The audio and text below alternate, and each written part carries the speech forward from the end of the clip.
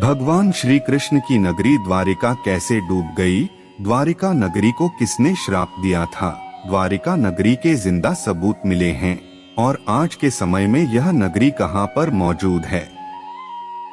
क्या आज भी द्वारिका नगरी के दर्शन कर सकते हैं? इन सभी प्रश्नों के उत्तर आज के इस वीडियो में जाने वाले हैं, तो बने रहिए हमारे साथ। दोस्तों, द्वारका नगरी भगवान श्री कृष्ण द्वारा समुद्र के किनारे बसाई गई एक भव्य और समृद्ध नगरी थी। यह नगरी अपनी भव्यता, वैभव और सुख समृद्धि के लिए प्रसिद्ध थी।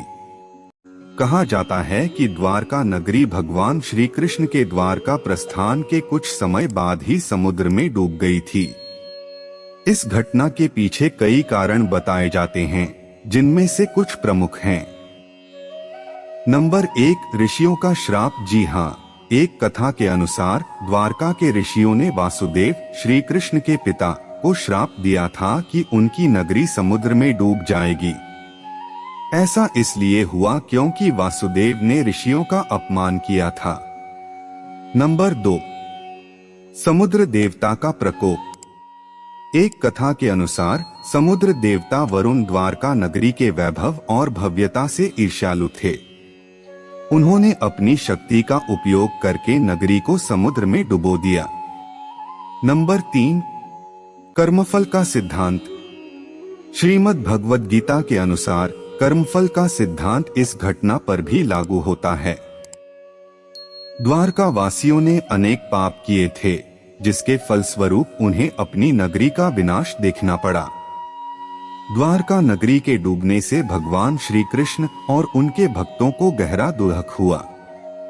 यह घटना द्वारका युग के अंत का प्रतीक थी। आज द्वारका नगरी के अवशेष गुजरात के समुद्र तट पर पाए जाते हैं। पुरातत्वविदों का मानना है कि ये अवशेष द्वारका नगरी के डूबने की पुष्टि करते हैं। द्वारका नगरी का डूबना एक दुखद घटना थी, जिसने इतिहास में अपनी छाप छोड़ी। यह घटना हमें सिखाती है कि वैभव और भव्यता क्षणभंगुर है और हमें सदैव कर्मफल के सिद्धांत का ध्यान रखना चाहिए। इस रहस्य को अब महाभारत के अनुसार से भी जाना लेते हैं।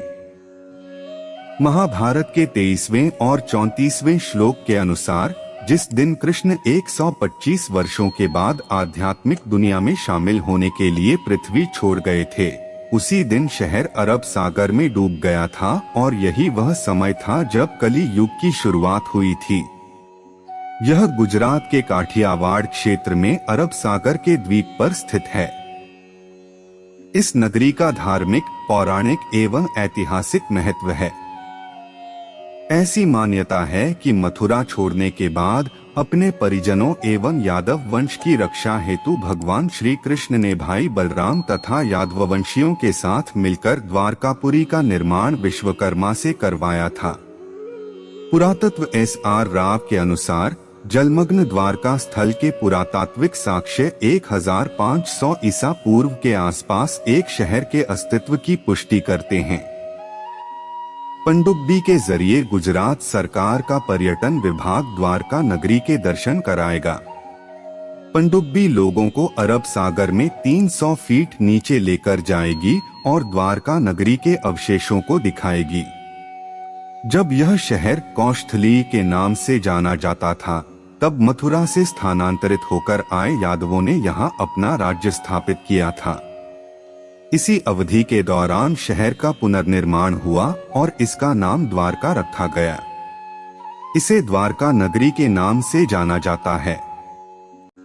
कहा जाता है कि श्री कृष्ण के अपने धाम जाने के बाद द्वारका नगरी भी समंदर में डूब गई और इसके अवशेष आज भी अरब सागर में समाये हुए हैं।